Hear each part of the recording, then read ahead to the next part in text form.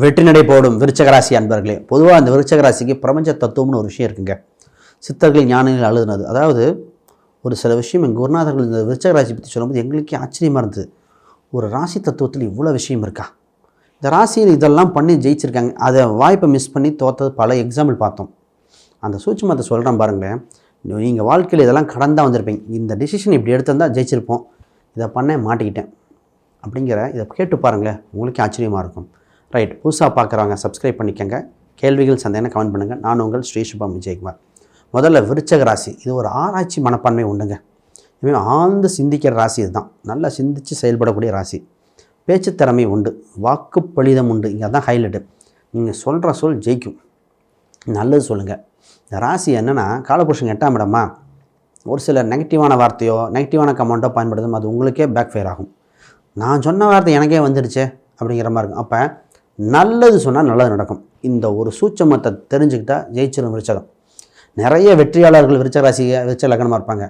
கேட்டு பார்த்தீங்கன்னா என்ன தெரியுமா இருக்கும்? கரெக்ட், நல்ல வார்த்தைகள், நல்ல சொற்கள், ஜெயிச்சிருப்பாங்க, சூப்பராக இருப்பாங்க. இது பொதுவாகவே இவங்களுக்கு பார்த்திங்கன்னா டீச்சர் மனப்பான்மை உண்டு. ஆசிரியர் மாதிரி டீச்சர் பக்குவம், ஒரு கதையை சொல்லி எக்ஸாம்பிள் சொல்லி சொல்கிறது எக்ஸ்பர்ட் இவங்க. அப்போ இவங்க பேச்சு சம்மந்தப்பட்டு பேசும்போது நிறைய பொறுமையாக எக்ஸ்ப்ளனேஷன் பண்ணணும். ஏன்னா விருச்சக ராசியா டப்புன்னு கோபம் வந்துடும், ரொம்ப பர்ஃபெக்ட் எதிர்பார்க்கும். நீங்கள் இருக்கிற பர்ஃபெக்ட் ஆர்பனன்ட் இருக்க மாட்டாங்க. அதுதான் உங்களுக்கு எழுதப்பட்ட ஒரு விஷயம். இதை புரிஞ்சாகணும். நீங்கள் 100க்கு 100 பர்ஃபெக்டாக இருப்பீங்க, உங்கள் ஆப்பனண்ட் ஆள் 100க்கு 20 இருப்பாங்க. அது உங்கள்கிட்ட வரும்போது அம்சம் மாதிரி. ஏன்னா நீங்கள் இருக்கிற ஒரு புரிதல் அவங்களுக்கு வேறையாக இருக்கும்.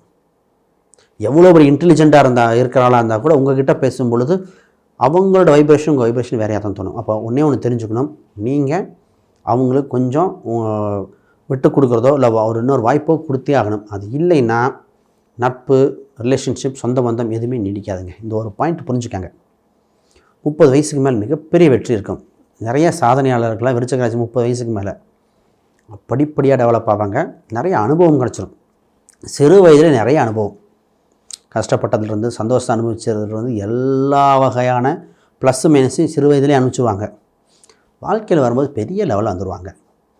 இவங்களுக்கு ஒரு நல்ல விஷயம் நடக்குதா, அதுக்கு மெயின் காரணம் இவங்க தான். இவங்களுக்கு ஒரு கெட்ட விஷயம் நடக்குதா, அதுவும் இவங்க தான் காரணம்.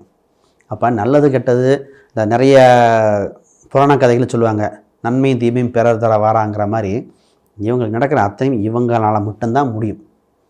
சரி, பொதுவாகவே இவங்களுக்கு சொத்து சுகங்கள் அமைச்சுக்கிட்ட அப்புறம் தான் ஒரு இடமோ சொத்தோ அமைச்சுக்கிட்ட, அது ஒரு இடம் மட்டும் இன்னொரு இடம் தள்ளி அமைச்சுக்கிட்டதுக்கு அப்புறம் பெரிய லெவலில் வந்துடுவாங்க. நிறைய விருச்சக ராசிகள் ரொம்ப பதட்டப்பட்டு ரொம்ப முடியாமல் இருப்பாங்க. என்னங்க ஒன்றுமே நடக்கல, ஃபஸ்ட்டு பைக்கு, ரொம்ப எளிமையாக இருக்குது, ஒரு பைக்கு வாங்குங்க. வண்டி வாகனம் வாங்கினதுக்கப்புறம் டெவலப் ஆகும். வீடு கட்டினதுக்கப்புறம் டெவலப் ஆகும். இதே கிராமத்து பக்கம் பார்த்திங்கன்னா ரொம்ப விருச்சக ராசி ரொம்ப கஷ்டம். ஃபஸ்ட்டு கால்நடை 4ஆம் இடம், கால்நடை சம்மந்தப்பட்ட வரட்டங்க டெவலப் ஆவீங்க. அது எப்படி சார் வரும்? ஆடு மாடு வாங்கி, இல்லை கோழி சம்மந்தப்பட்டது. ஏன்னா இந்த ராசியோட தத்துவமே 4ஆம் பாவம் சம்மந்தப்பட்ட இயக்கிட்டால் ஜெயிச்சிருங்க. ஏன் அப்படின்னா இவங்க ராசியோட 2 ராசியை பிரிட்ஜ் பண்ணுறதே அங்கே தான். 4ஆம் இடம் ரொம்ப முக்கியம். ஹாப்பினஸ், தாய் சம்மந்தப்பட்டது, கம்ஃபர்டபுள் ஜோன், வீடு, நமக்கு இருக்கிற ஒரு துக்கங்கள் எல்லாத்துக்கும் 4ஆம் பாவம் தான் காரணம். இதை பார்க்கணும். இவங்களுக்கு குறிப்பாகவே ஞானம் ஜாஸ்தியாக இருக்கும். கல்வி ரீதியாக படிக்காத மேதை நிறைய பேர் இருப்பாங்க, படித்து பெரிய லெவலில் இருப்பாங்க. அப்போ படிப்பு இது சம்மந்தப்பட்ட நிறைய கற்றுக்கிற இருக்கும். லைஃப் லாங் லேர்னிங் ப்ராசஸ் இருக்கும். இவங்களுக்கு ஆராய்ச்சி மனப்பான்மைன்னு சொன்னேன் இல்லையா, இவங்க ஒரு விஷயத்தை கற்றுக்கிட்டு அதில் இவங்களோட நாலேஜ் இம்ப்ளிமெண்ட் பண்ணி சூப்பராக டெவலப் பண்ணுவாங்க. ஒரு சில ஜோதிடர்கள் விருச்சக ராசியில் வருவாங்க. நாங்கள் பார்க்கும்போது எனக்கு ஆச்சரியமாக இருக்கும். நாங்கள் சொல்கிற ஒரு சில டிஸ்கஷன் பண்ணும்பொழுது அந்த புரிதல் ஏற்பட்டு அதில் அவங்க 2 ப்ளஸ் பாயிண்ட் ஆட் பண்ணி சொல்லுவாங்க பாருங்கள், சார் நல்லா இருக்குது சார். அப்போ நாங்களே பாராட்டுற மாதிரி இருக்கும். ஏன்னா எங்கள் கண்டுபிடிப்பை நாங்கள் சொல்லும் பொழுது அதை அவர் புரிஞ்சுக்கிட்ட விதமும் அப்போ தான் சொல்லுவோம் விருச்சக ராசிக்கு ஒரு ஸ்பெஷல் பவர்னே சொல்லலாங்க. ரைட், திருமணம் சம்மந்தப்பட்ட விஷயம், திருமணத்தை சொல்லிட்டு அடுத்து நான் வேலைக்கு வரேன், அவர் சூட்சமாக இருக்குது. திருமணம் சம்மந்தப்பட்ட விஷயத்தில் உங்கள் வருகின்ற பார்ட்னர் பார்த்திங்கன்னா வெளியூர் வெளி மாநிலம் இதில் தான் வரும். வருகின்ற வரன் ஒரு சில செலவு பண்ண விரும்புவாங்க, ஆணோ பெண்ணோ. காலப்போக்கில் தான் மாறும். ஆனால் உங்களுக்கு அந்யூன்யம் அதிகமாக இருக்கும். ரிலேஷன்ஷிப்பு, இந்த கணவன் மனைவி இணக்கங்கள் இதன் மூலம் தான் இருக்கும். பட் அதை தாண்டி ரிலேஷன்ஷிப்லாம் பர்ஃபெக்டாக, ஆனால் 2 பேத்துக்கு டிஃப்ரெண்ட் ஒப்பீனியன் நிறையா இருக்கும். நான் ஒன்று சொல்கிறேன், அவங்க ஒன்று செய்கிறாங்கன்ட்டு சண்டை கட்டிக்கிட்டே லைஃப் நல்லா லீட் பண்ணிகிட்டு இருப்பாங்க. 60 வயசில் வந்தால் கூட ஏன் தான் கட்டணும்பாங்க. இப்போ 60 வயசில் 40 வருஷமாக வாழ்ந்துருந்தா கூட நான் நிறைய பேர் இந்த ராசியோட தன்மையாக இருக்கு. ஆனால் ஒன்று ஒருத்தர் விட்டு தர மாட்டாங்க. ஏன்னா சுக்கிரன் செவ்வாய் வசியங்க. அது இந்த ராசியோட தன்மையாக தான் இருக்கும். திருமணத்துக்கு மட்டும் தாமதப்படுத்த வேண்டாம். திருமணம் ஏன்னா இந்த ராசிக்கு பார்த்திங்கன்னா வாழ்வில் சுக்கிரனோட அம்சம், சுக்கிரன் அம்சம் சந்தோஷம் அனுபவிக்க திருமணம்ங்கிறது ரொம்ப முக்கியம். இது பார்ட்னர்ஷிப் பார்த்திங்கன்னா வெளியூரில் தான் அமையும், கூட்டு சம்மந்தப்பட்டது வராது. இப்போ வேலைக்கு வருவோம். வேலை செய்கிற இடத்துல ரொம்ப பர்ஃபெக்ட் பார்த்து நல்ல பேர் வாங்குறது தான். அந்த பர்ஃபெக்டை மேலதிகாரிகள்கிட்ட பார்த்து மாட்டிக்கிறது தான்.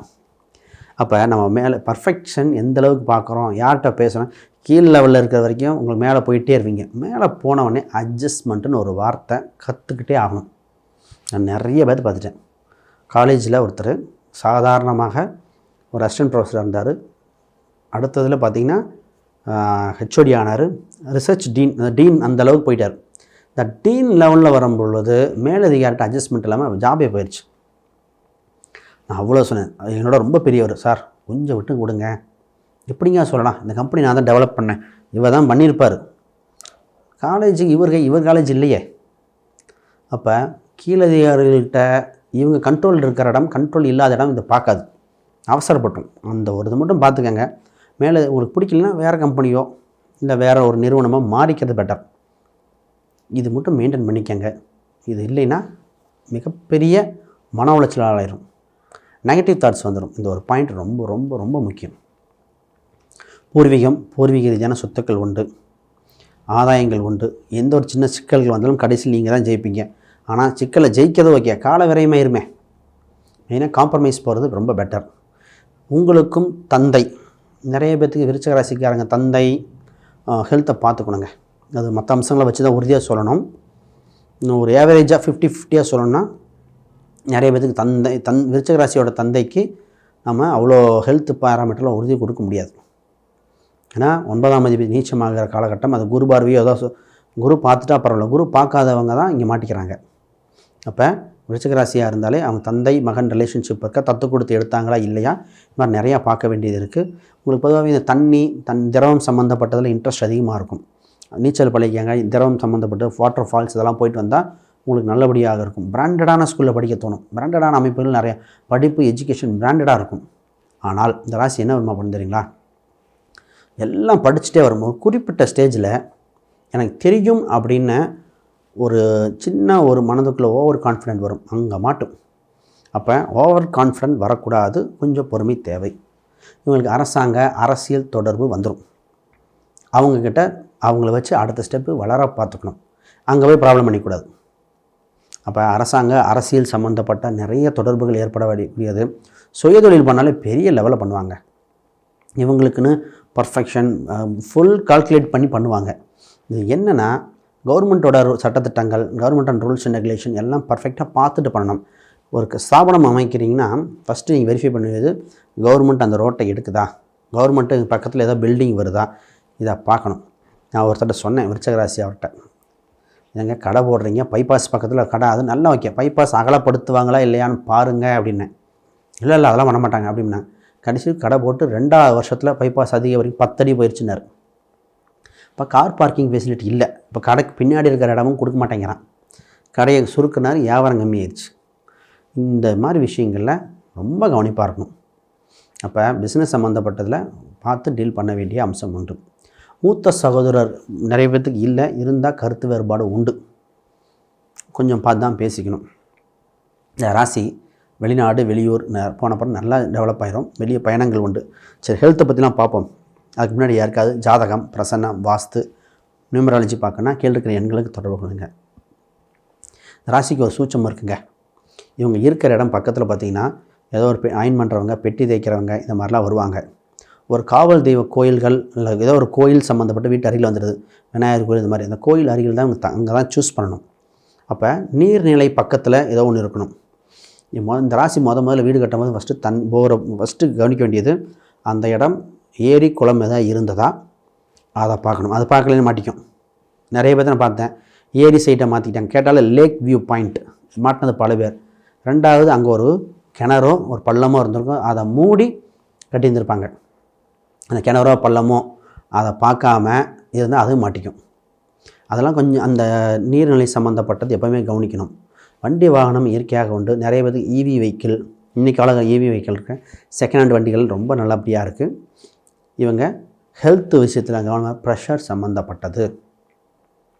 வண்டி வாகனம் நிதானமாக ஓட்ட வேண்டியது. டக்குன்னு வண்டி வாரத்தில் போட்டு கையை உடச்சிக்கிட்டது, காலில் விழுந்தது, இந்த நாய் குறுக்க வந்ததுன்னு சொன்னது, இது மாதிரி பலது நடக்கும் இந்த ராசிக்கு. அப்போ ட்ராவலிங்கில் எப்பவுமே கவனமாக இருக்கணும். இது மாதிரி சூட்சமாக சொல்லிட்டே போகலாம். ரைட், வீடியோ லென்த்துக்காக பார்ப்போம். உங்களுக்குன்னு கேள்விகள், சந்தேகங்கள், ஏதாவது ஸ்பெசிஃபிக் பாயிண்ட் இருந்தால் கீழே கமெண்ட் பண்ணுங்கள். பார்ப்போம். அனைவருக்கும் வணக்கம், வாழ்த்துக்கள்.